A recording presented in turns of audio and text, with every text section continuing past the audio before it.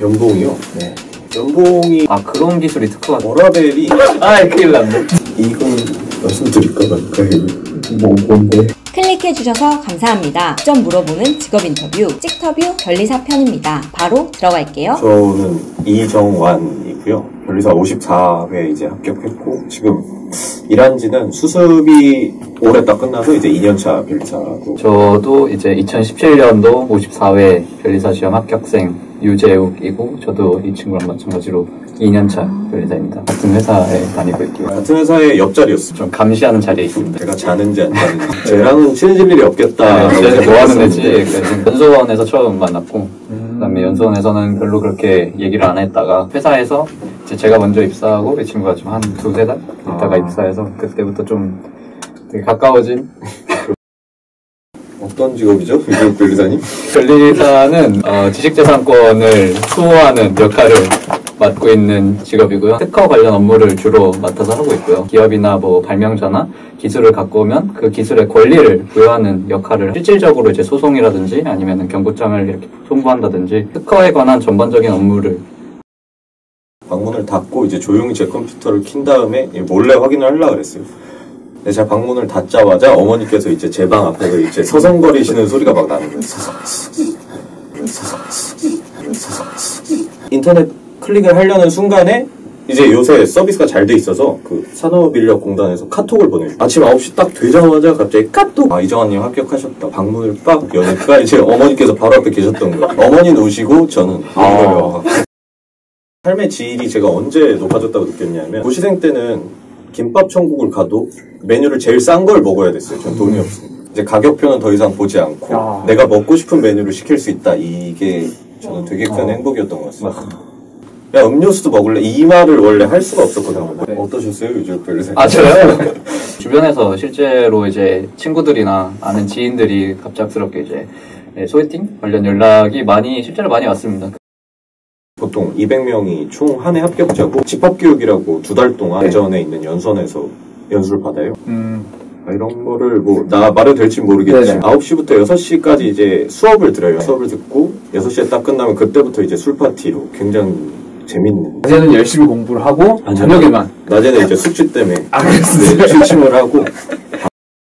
보통은 일단 라이센스를 따면 연수를 갔다 와서 변리사 기본적인 업무를 할 줄 알아야 되기 때문에 그냥 특허사무소에 일단 수습변리사로 입사를 해서 현장 연수를 받는 게 일단 가장 일반적이고요. 그 이후에는 자기의 역량에 따라서 개업을 할 수도 있고 아니면 대기업, 삼성 같은 기업의 인하우스 변리사로 들어가서 일을 할 수도 있고요. 아니면 특허청 쪽에 들어가서 일을 할 수도 있고 그래서 굉장히 다양합니다. 되게 많은 일들을 하시더라고요. 연봉이요? 네. 말해도 안 잘리겠지. 저희 같은 경우는 일단 보편적인 업계 그걸로 말씀을 드리면은 초봉은 저희는 평균 5천 정도고. 이게 수습 기준. 수습 때 5천. 네. 1년차가 5천 정도 받고 그 다음부터 이제 연차가 쌓일수록 좀 올라가는 갭이 좀 매년 1,000 정도씩 연봉이 올라가는 그 한계치가 보통 9천에서 1억 정도로 한계치가 있고 그 위로 올라가기 위해서는 이제 자기 역량. 이게 실적이 되게 중요하죠. 뉴스 같은 거 보시면은 변리사 연봉 6억이다, 1등이다 얘기 나오는데 그렇게 버시는 분들이 계시겠지만 일단 제 근처엔 한 명도 없고요. 저는 뉴스 기사가 지금 한 10몇 년째 잘못 나오고 있는 게 아닐까. 물론 잘 벌긴 잘 벌지만 그 정도는 아닌 것 같아요. 워라벨이 좋으려면 한없이 좋을 수도 있는 것 같아요. 회사에서 일을 하는 고용변리사라도 전문직이기 때문에 자기가 이게 맡은 일에 책임만 지면 되게 워라벨이 좋아질 수 있는데 단적으로 예를 들면 저는 챔피언스리그 결승을 보러 가거든요. 지금 그것도 2박 3일로 인생에 다시 없을 기회. 그 대신에 거기에 대한 책임을 지기 위해서 저는 이제 남은 시간 동안 야근은 무조건 해야 되는 거고 일을 없게 만들어야죠. 그 6월 1일 그 날을 위해서.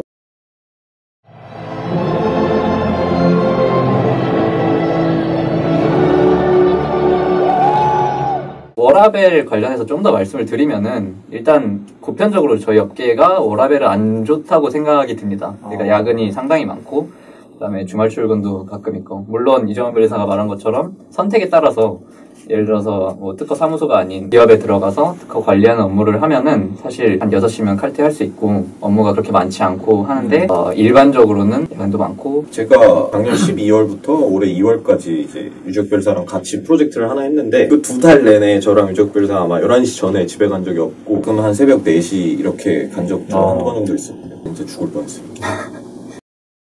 출퇴근 같은 경우는 상당히 자유롭다고 저는 생각합니다. 근데 이것도 물론 사무소마다 다르지만 그렇죠. 일반적으로 봤을 때 제가 뭐 듣는 걸로는 출퇴근 시간은 자유롭고 일단 뭐 저희 회사만 하더라도 9시에서 9시 반 사이인데 좀 유도리 있게 유동적으로 좀 늦어도 이해를 해주고 그리고 보통 뭐 10시에서 10시 반인 것도 많고 그리고 실제로 그냥 자유롭게 출퇴근해서 뭐 찍고 한 8시간만 일하고 가도 되고. 연말이 되면은 박람회 같은 게 많이 있어요. 그런 데서 이제 무슨 삼성이나 LG 같은 이런 기업들이 기술을 공개하기 전에 먼저 이제 특허를 출원을 하려고 하기 때문에 그런 때 이제 한 번에 일이 몰릴 수가 있어요. 같이 일반적으로 출원 업무를 담당하는 회사들은 굉장히 그럴 때 바빠질 수가. 저희 회사 영어 과정에 대해서 이제 대표님이나 아니면 파트너 변리사님들한테 들은 걸 이제 토대로 말씀을 드리면 저희는 일단 벤처 캐피탈, 스타트업이랑 저희 회사는 일을 많이 하기 때문에 스타트업에 대한 투자를 진행해주는 그 다양한 벤처 투자 회사들이 있잖아요. 벤처 캐피탈 회사들. 거기랑 이제 컨택을 해서 그 좋은 기술을 갖고 있거나 아니면 진짜 현실적으로 좋은 기술을 갖고 있어서 투자가 벌써 진행된 회사들. 그런 회사들이 이제 저희 회사가 주로 컨택을 해서 영업을 하고 우리 회사는 이런 일을 하니까 우리 회사랑 일을 해보자 라는 식으로 이제 영업이 진행되는 걸로 알고 있습니다. 이건 말씀드릴까 말까요? 뭔데? 이 비밀 유지 협약 때문에 이제 기술을 구체적으로 말씀드릴 수는 없지만 뭐 에피소드라고 하면은 우리나라 같은 경우는 특허에 관한 인식이 그렇게 높은 편이 아니라서 저희가 이제 아까 말씀드린 프로젝트 같은 거를 진행함에 있어서 클라이언트 측 그러니까 발명자 기술자분들이 되게 좀 처음에는 좀 소극적이십니다. 저희가 이제 아무리 이제 기술에 대해서 설명을 뭐 해달라 또 물어보고 해도 이제 발명자분들은 뭐 이건 우리 기술은 이겁니다. 요 정도만 말씀해 주시면 소극적이시다가 저희가 이제 설득의 작업을 거칩니다. 같은 분야에 이런 기술들도 특허가 될 수 있다. 이런 거를 이렇게 보여드리고 되게 간단한 기술들도 이렇게 실제로 특허가 돼 있다. 이런 것들을 보여드리면 점점 이제 오픈 마인드가 되시죠. 오픈 마인드가 되시면서 그런 기술이 특허가 돼요. 우리 저거 한 5년 전에 한 건데 우리 이런 기술도 있다. 저런 기술도 있다. 이렇게 기술들을 설명해 주시면 저희가 그걸 다 듣고 저희 이끌어내는 게 저희 역할이죠.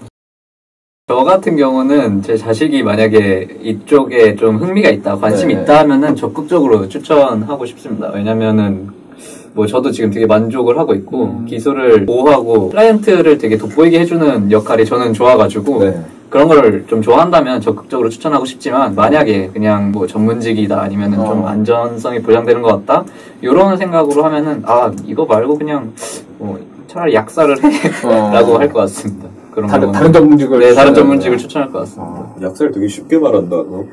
아니 그러니까 원하는 완전히 약사. 그러면은 그럴 수 있겠네.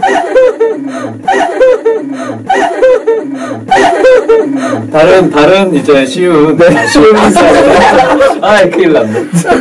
다른 즐거운 직업들이 많으니 다른 직업을 선택해 보렴이라고 할 것 같아요. 약사편 기대해주세요.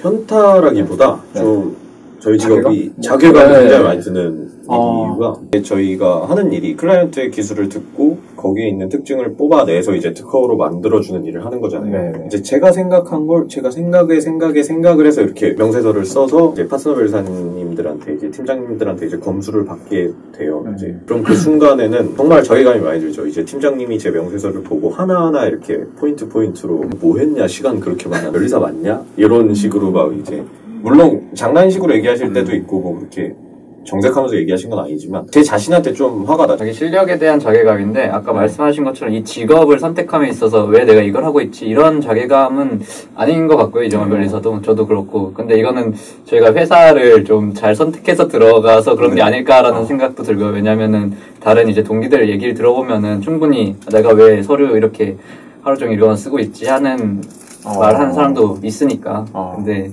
뭐 저희 같은 경우는 일단은 이 직업이 하는 일이 재밌으니까 그래서 좀 더 잘하고 싶다라는 데서 오는 자괴감인 것 같고